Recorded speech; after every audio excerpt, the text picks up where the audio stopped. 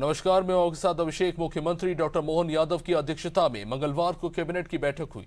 अब इस बैठक में किसानों के हित में कई बड़े फैसले लिए गए।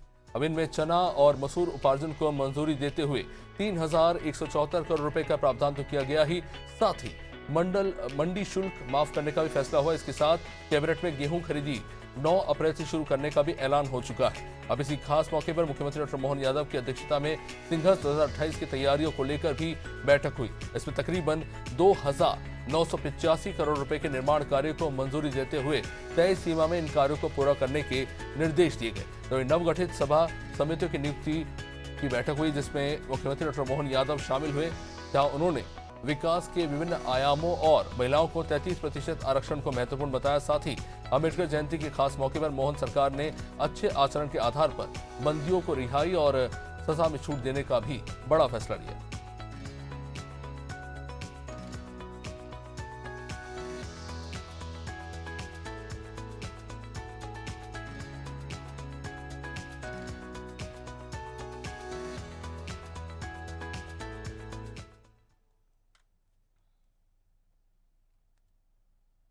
मुख्यमंत्री डॉक्टर मोहन यादव की अध्यक्षता में हुई कैबिनेट बैठक में किसानों को लेकर एक बड़ा फैसला हुआ।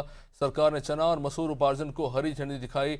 चने का भाव 5,000 और मसूर का 5,800 रुपए प्रति क्विंटल है, जहां सरकार चने के कुल उत्पादन का 25% खरीदने जा रही है और मसूर का 100% खरीदी करने का राज्य सरकार ने फैसला लिया। इसके लिए 3,174 करोड़ रुपए की मंजूरी हुई। साथ ही मंडी शुल्क भी माफ किया जाएगा। इसी के साथ 9 अप्रैल से गेहूं खरीदी का आगाज होगा और पहले इंदौर, उज्जैन, भोपाल और नर्मदापुरम संभाग में उपार्जन शुरू किया जाएगा, जिसमें छोटे किसानों को प्राथमिकता दी जाएगी। गेहूं खरीदी के लिए 19,04,000 किसानों ने अपना पंजीकरण करवाया है और प्रदेश भर में तकरीबन 3,627 उपार्जन केंद्र बनाए गए हैं। तो वहीं मंदसौर में गांधी सागर बांध से जुड़ी कातन सिंचाई परियोजना को भी स्वीकृति दी गई। इनमें 3,500 हेक्टेयर क्षेत्र संचित होगा और 120 गांव के 1,358 परिवारों को इसका लाभ मिलेगा।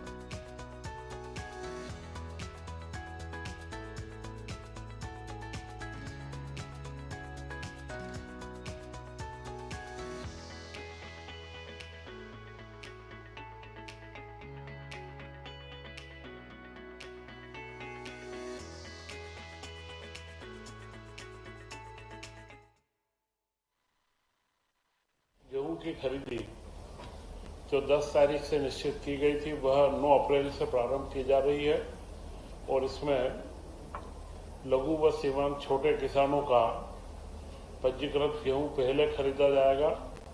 इसके बाद में बड़े किसानों को अलग से तारीखें दी जाएगी। इस वक्त 78 लाख मीट्रिक टन की सीमा प्राप्त हुई थी। इसे बढ़ाने के लिए केंद्र सरकार से अनुरोध किया गया है। 19,04,000 किसानों ने पंजीयन करवाया है, जो पिछले वर्ष से करीब 3.5 लाख अधिक है। चना एवं मसूर के उपार्जन का भी निर्णय कैबिनेट ने लिया है और इसके लिए 3174 करोड़ रुपए की स्वीकृति दी गई है। 5,875 रुपए चने के व मसूर के 7,000 रुपए के MSP का भाव है, जबकि वर्तमान मॉडल रेट 5,000 रुपये चने का है और मसूर का 5,800 है।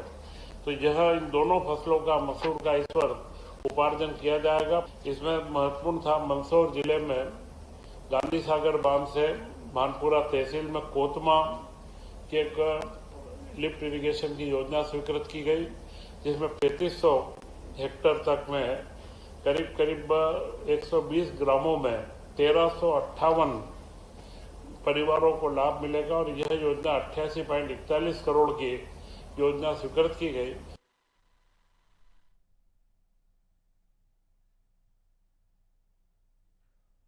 मुख्यमंत्री डॉक्टर मोहन यादव की अध्यक्षता में सिंघस 2028 की तैयारियों को लेकर मंत्रिमंडलीय समिति की बैठक हुई और इसमें 2,985 करोड़ रुपए के निर्माण कार्यों को मंजूरी दी गई।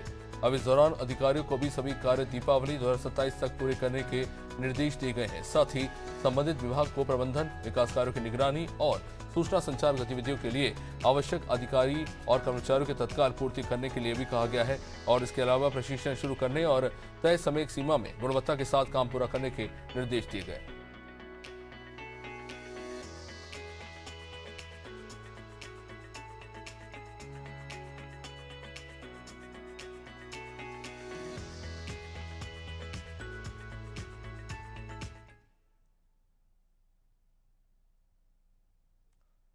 मध्य प्रदेश विधानसभा भवन के मानसरोवर सभागार में 2026-27 के लिए नवगठित सभा समितियों की संयुक्त बैठक हुई। इसमें मुख्यमंत्री डॉक्टर मोहन यादव शामिल हुए। इस दौरान सीएम मोहन ने बैठक को संबोधित करते हुए कहा कि इस तरह की बैठकों से अपने राज्य के साथ दूसरे राज्यों की समितियों के कामकाज को जानने का मौका मिलता है।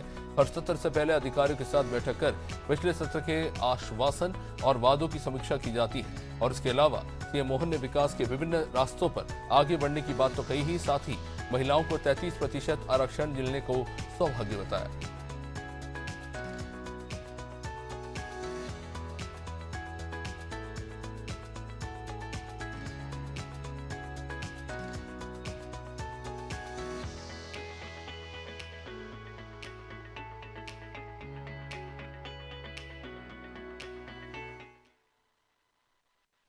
कार्यमंत्रणा समिति के माध्यम से सदन के कार्यों का समय निर्धारण कराना, विभिन्न विषयों के आधार पर करना और अब धीरे धीरे करके हमारा ये परिपक्वता का एक अच्छा माहौल बन रहा है, जिसके कारण से और भी ऐसे मौके आए हैं।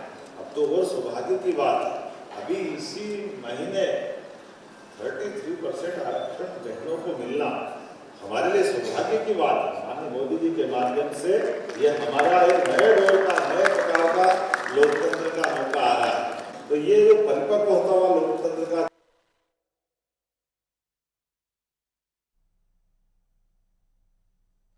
मोहन सरकार ने डॉक्टर भीमराव अंबेडकर जयंती के खास मौके पर बड़ा फैसला लिया। प्रदेश के विभिन्न जेलों से बंद 87 आजीवन कारावास के बंदियों को अच्छे आचरण के आधार पर समय पूर्व रिहाई दी जाएगी और साथ ही साथ गैर आजीवन सजा काट रहे 7 बंदियों को सजा में विशेष छूट दी जाएगी। अब इस संबंध में आदेश जारी कर दिए गए हैं और 14 अप्रैल को रिहाई की प्रक्रिया पूरी की जाएगी। दरअसल राज्य सरकार के आदेश के तहत साल में 5 विशेष अवसरों पर बंदियों को रिहा किया जाता है और इसी कड़ी में इस बार कुल 94 बंदियों को इसका लाभ मिलेगा।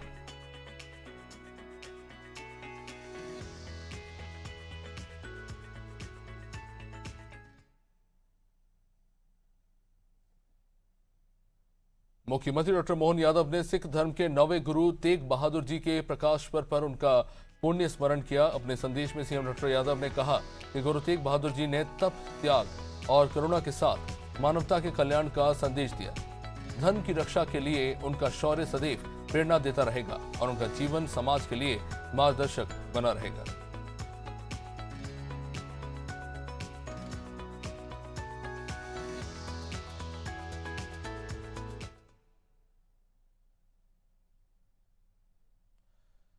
मुख्यमंत्री डॉक्टर मोहन यादव ने विश्व स्वास्थ्य दिवस पर प्रदेशवासियों को शुभकामनाएं दी। सीएम डॉक्टर मोहन यादव ने स्वास्थ्य नागरिक को स्वस्थ समाज और मजबूत राष्ट्र का निर्माता बताया। उन्होंने कहा कि विश्व स्वास्थ्य दिवस हमें बीमारियों से बचाव के लिए जागरूक करता है और बेहतर स्वास्थ्य के लिए लगातार प्रयास करने की प्रेरणा देता है। उन्होंने अपने ऑफिशियल सोशल मीडिया हैंडल से पोस्ट किया विश्व स्वास्थ्य दिवस के मौके पर और सभी को स्वास्थ्य को लेकर शुभकामनाएं दी और बेहतर स्वास्थ्य को लेकर कहीं न कहीं लोगों को जागरूक करने की कोशिश की।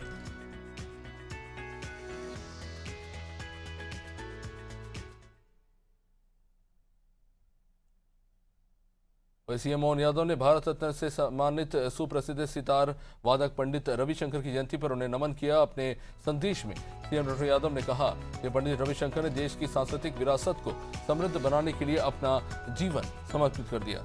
उन्होंने विश्व पटल पर भारत का मान बढ़ाया। संगीत साधना से नई पीढ़ी को परिचित कराने में उनका योगदान सदैव याद किया जाएगा।